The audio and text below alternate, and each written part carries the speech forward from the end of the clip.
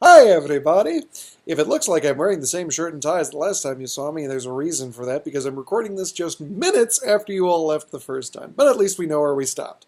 So, go ahead and take out notebooks and things like that. You're at Roman numeral 4, the media and politics, portrayal of politics. I'll wait.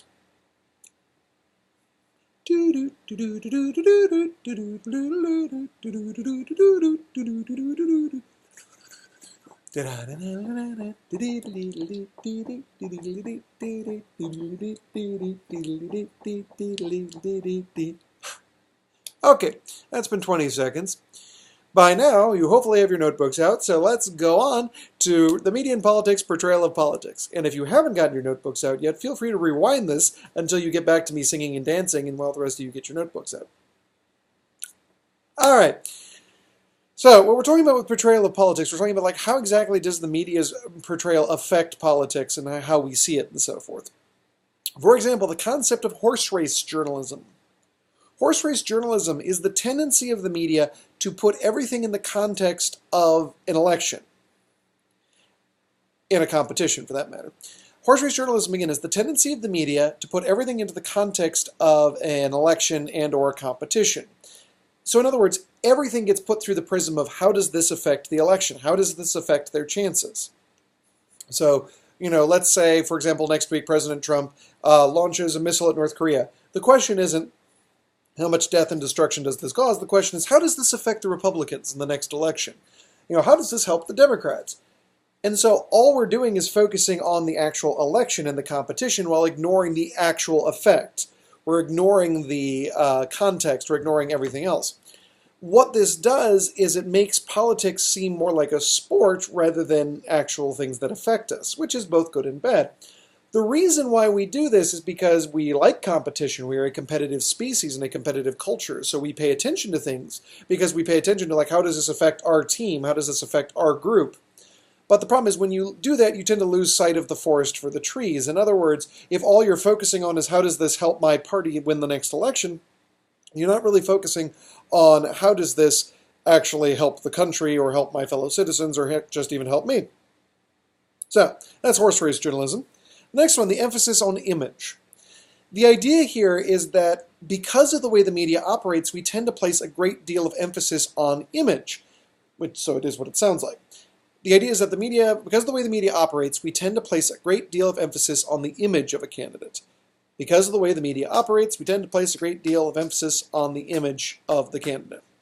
In other words, it matters what the candidate sounds like, what the president sounds like, what he looks like, what he how he says it, not necessarily what he says.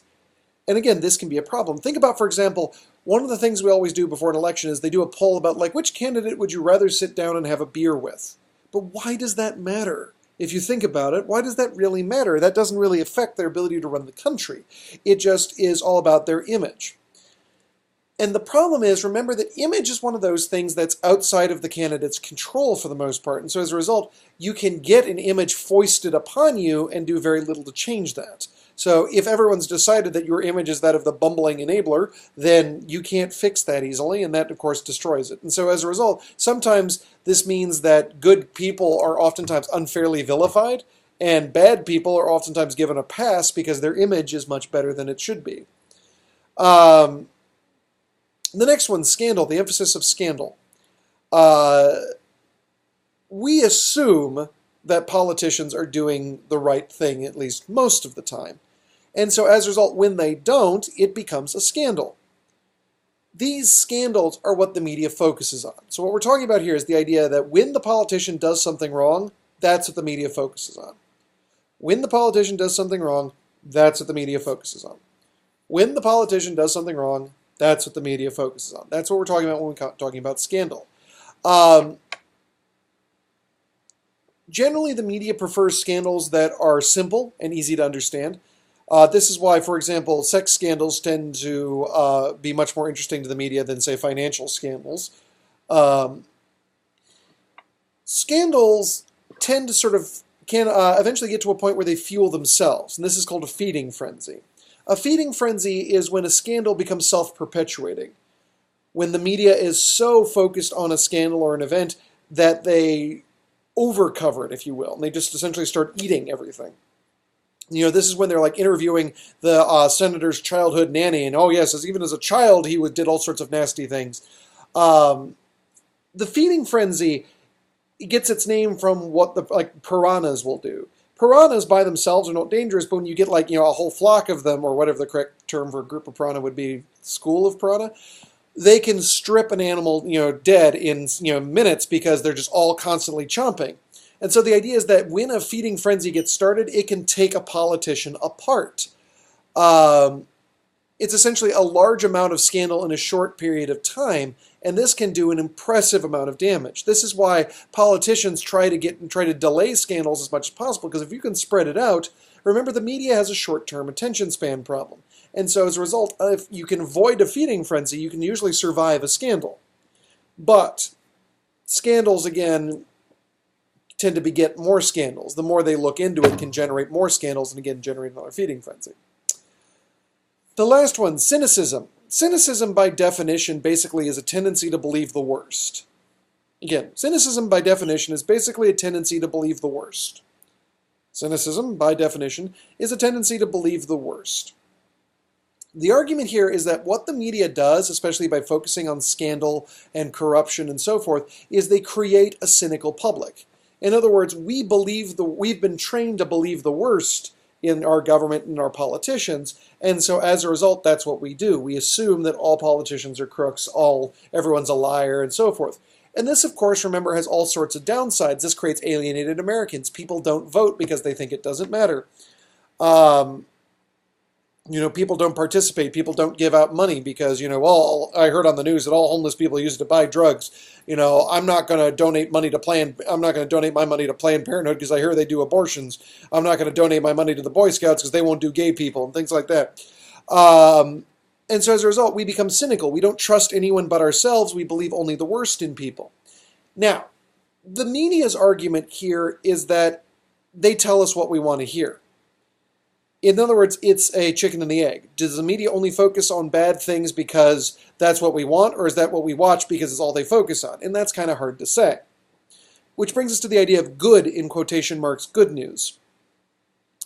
The argument here is that this is something you hear constantly. There's a constant refrain. Well, why don't we just have the media focus on good news? Why don't they just talk about the positive things? Why don't they ever talk about the good things? And the reason is that it doesn't sell. Every 2 or 3 years, you will see some brave soul come up with, a newspaper or a TV station or a website that's nothing but good news, good positive news. And it always dies. It always runs out of money, it collapses, and so on and so forth, because good news is boring. Nobody wants to read good news. Think about books and movies and TV with no conflict. Would you really want to sit down and watch a movie or read a book or, watch a TV show where there's no conflict whatsoever, everyone was happy and everything was good? No, and the same is true of the news. You're not paying attention to a story that says Senator does his job. You're paying attention to a story about Senator does not do his job. Or, President signs good law. You're paying attention to Senator, President ends up stealing money. And so that's why. But again, whether that's the media's fault or the public's fault is kind of debatable. Because the media argues that it's the public's fault for only buying bad, dirty scandal news, and the public argues that that's the only stuff you're feeding us. It's the same reason why Eskimos eat blubber. It's the only thing on the buffet. So that's the argument, is essentially, are we cynical because of the media, or is the media bad because we're cynical? So, all right, let's move on. Politics is public relations. So how exactly does the government use the media? So other way around now. We talked about how the media influences the government, how the media can change what the government does. How does the government control the media? The first thing here is the idea of permanent campaigning. The argument here is that because of the constant news cycle, especially now with the internet and so forth, politicians are constantly campaigning. They're constantly running for office. With the media the way it is, especially again with the internet, politicians are constantly running for office. Again, with the media being the way it is, the constant news cycle, politicians are essentially constantly running for office. There's no downtime. They are always campaigning. And so what that means is that everything is placed into the context of how does this affect my re-election chances? How can I raise more money? How can I make myself look better? How do I improve my image? And so on and so forth. And so the result is politicians focus less on their job and more. There's a great quote from the movie The American President. They're so focused on keeping their job that they forget to do their job.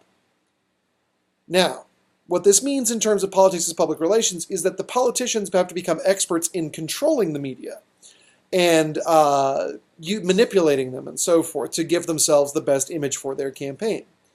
This is part of the reason why it's so difficult to defeat an incumbent politician, because they have the media.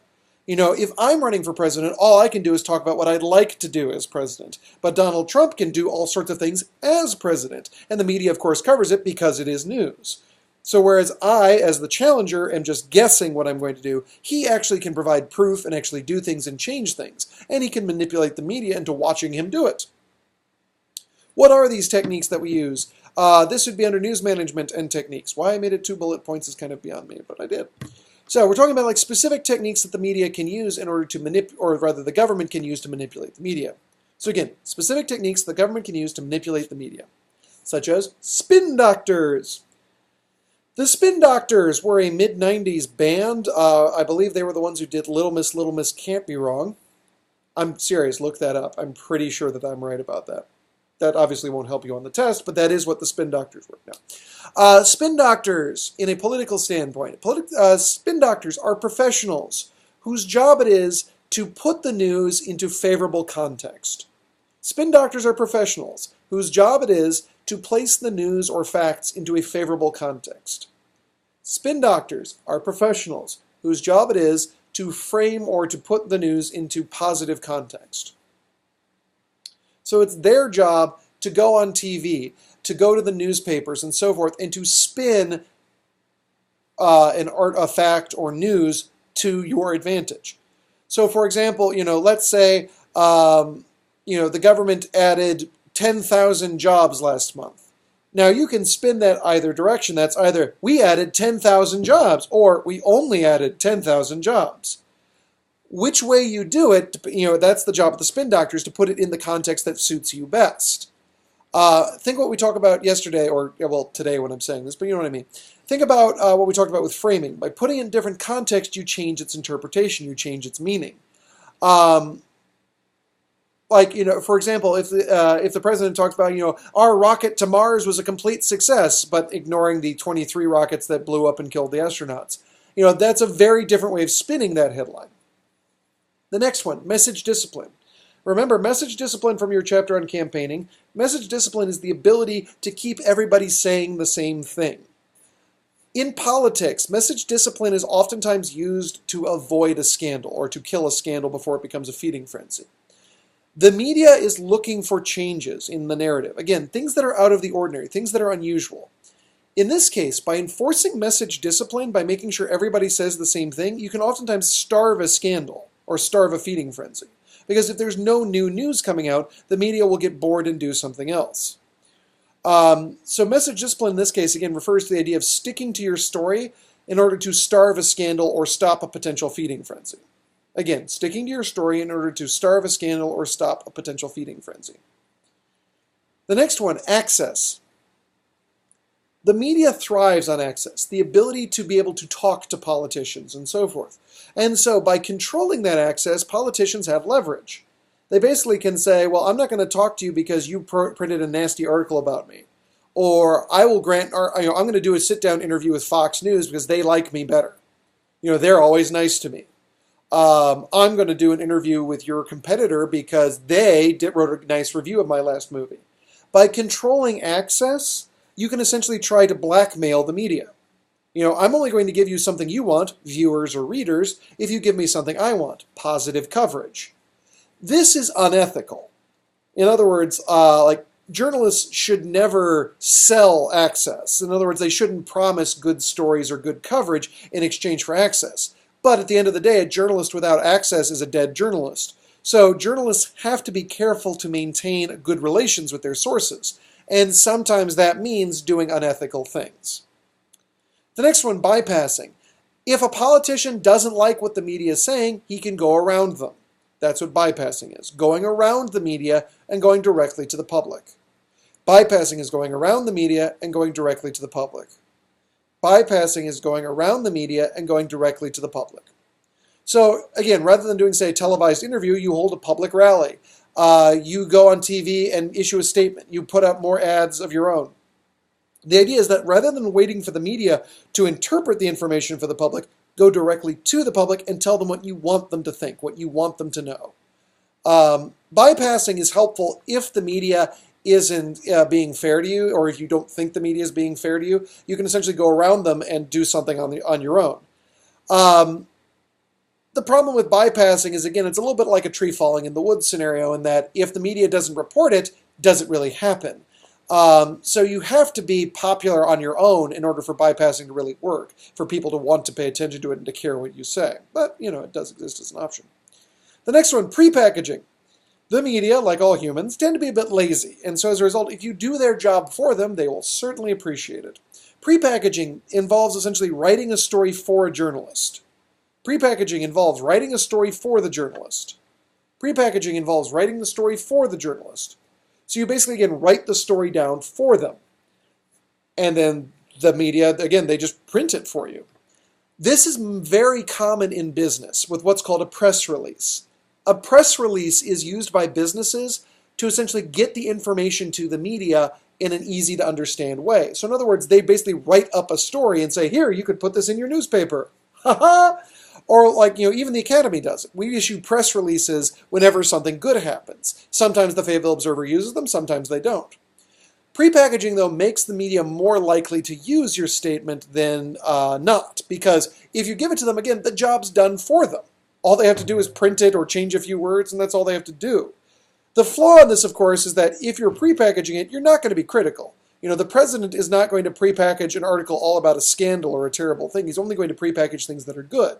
And so if all you do is prepackage news, then you're never going to report anything bad, which, again, is kind of a problematic thing. But again, the media likes prepackaging because you're doing their job for them. They just, again, this can be a problematic thing if that's all you're doing is prepackaging. Finally, you got leaks. Leaks is kind of like a cross between message discipline and access. With leaks, the idea is that you are spreading information to the media without putting your fingerprints on it. You're spreading information to the media without putting your fingerprints on it. You're spreading information to the media without putting your fingerprints on it. The logic here is that, for whatever reason, you don't want to be the source on this one, but you want the information to be out there. For example, with negative rumors. This is oftentimes an idea of leaks, is that you will leak out detail about your opponents in the hopes that the media will grab it or look into it. Like, hey, I'm just saying, there's reason to believe that he may, a little bit. You're not claiming it, and if asked, you will deny it. But if the media takes that leak and researches it and find out it's true, your opponent does have a drug habit, then great. They're going to do your essentially dirty work for you. Because remember, negative ads, we like negative ads, but we don't like the people who do them. So by leaking the information, you're hoping that the media does the dirty work. They look into the information and they get it exposed. Meanwhile, you can walk away going, I am shocked that anyone would bring their private life into the public like this. Oh my goodness. Leaks are also can be damaging against yourself. If, say, you've got a disgruntled member of a campaign or something like that, they might get back at you by leaking information, by telling the media what you really said or something like that, or secretly recording you and so forth. That being said, sometimes politicians will use leaks against themselves in what's called a trial balloon. A trial balloon is when you purposely leak information to the public to see what their reaction is. A trial balloon is when you purposely leak information to the public just to see what their reaction is. A trial balloon is when you purposefully leak information to the public just to see what their reaction is. So in other words, before the Congress or President Trump decides to come up with a healthcare law, they might use a trial balloon. In other words, they'll leak it to the media, say like, we're totally going to, I've heard the Republicans might do a plan where there's a 30% tax cut on the upper class to help pay for more insurance premiums. That's nonsense, but you know what I mean. In other words, you test something, and then the public either goes yay or boo, and if they say yay, you can actually, then say, hey, that was our idea, great. But if they hate it, you can go, I don't know what you're talking about.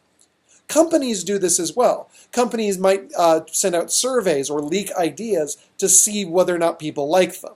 So like, McDonald's might do a survey that says, if we offered 10 pieces fried chicken for $6, would you buy it? And the media goes, oh, McDonald's is doing fried chicken, and McDonald's is testing the reaction.